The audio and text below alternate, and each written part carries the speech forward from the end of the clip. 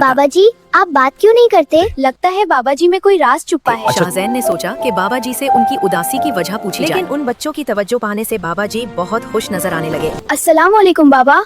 वालेकुम अस्सलाम। सच में बाबा वो नहीं बोलते, बस प्यार करते हैं और स्माइल भी करते हैं। और शाहजैन ने प्यार से बाबा जी के सर पर हाथ फेर कर पूछा, मैं हूँ शाहजैन। और मैं हूँ वली। और आप देख रहे हैं Shahzain and Wali YouTube channel.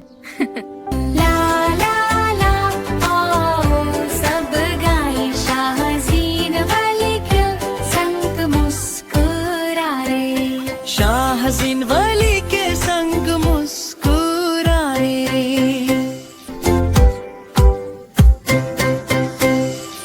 एक छोटे से गांव में एक बूढ़ा शख्स रहता था। लोग उसे खामोश बाबा कहते थे क्योंकि वो पिछले 20 साल से एक लफ्ज भी नहीं बोला था। खामोश बाबा रोजे फजर के बाद गांव के बाहर दरख्त के नीचे बैठ जाता और सूरज गुरूब होने से पहले वापस चला जाता। बाबा जी, आप बात क्यों नहीं करते?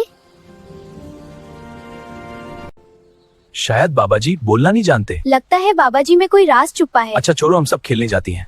एक दिन शाहजैन और वली अपने अम्मी अबू के साथ इस खूबसूरत से गांव में रहने के लिए आए। ये गांव छोटा सा था मगर बहुत ही हसीन वादियों और खूबसूरत पहाड़ों से घिरा हुआ था। उन्होंने सामान मुंतकिल करने में अम्मी अबू की मदद की और फिर सैर के लिए बाहर निकल गए।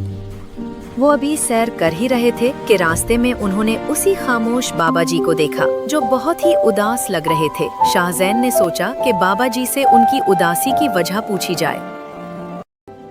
बाबा जी, आप परेशान लग रहे हैं। बाबा जी ने कोई जवाब नहीं दिया और शफकत और प्यार से उसके सर पर हाथ फेर दिया, लेकिन उन बच्चों की तवज्जो पाने से बाबा जी बहुत खुश नजर आने लगे।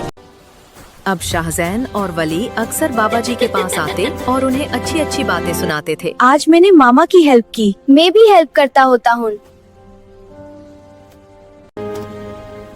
बाय बाय बाबा जी। शाहजैन और वली घर वापस आए और अपने बाबा को सलाम किया। अस्सलाम वालेकुम बाबा। वालेकुम अस्सलाम। खाने की मेज पर उन्होंने खामोश बाबा जी के बारे में बताया। बाबा इस जगह पर खामोश बाबा जी रहते हैं। और वो बहुत प्यार करते हैं। एग्जैक्टली। खामोश बाबा जी, क्या वो बोलते नहीं हैं? सच में बाबा वो नहीं बोलते, बस प्यार करते हैं और स्माइल भी करते हैं। ओके लीव इट, अब खाना खा लो। अगले दिन जब शाहजैन और वली बाबा जी के पास गए, बाबा जी बीमार थे और लेटे हुए थे। वो उनके साथ जाकर बैठ गए और शाहजैन ने प्यार से बाबा जी के सर पर हाथ फेर कर पूछा, बाबा जी, आपकी तबीयत कैसी है अब?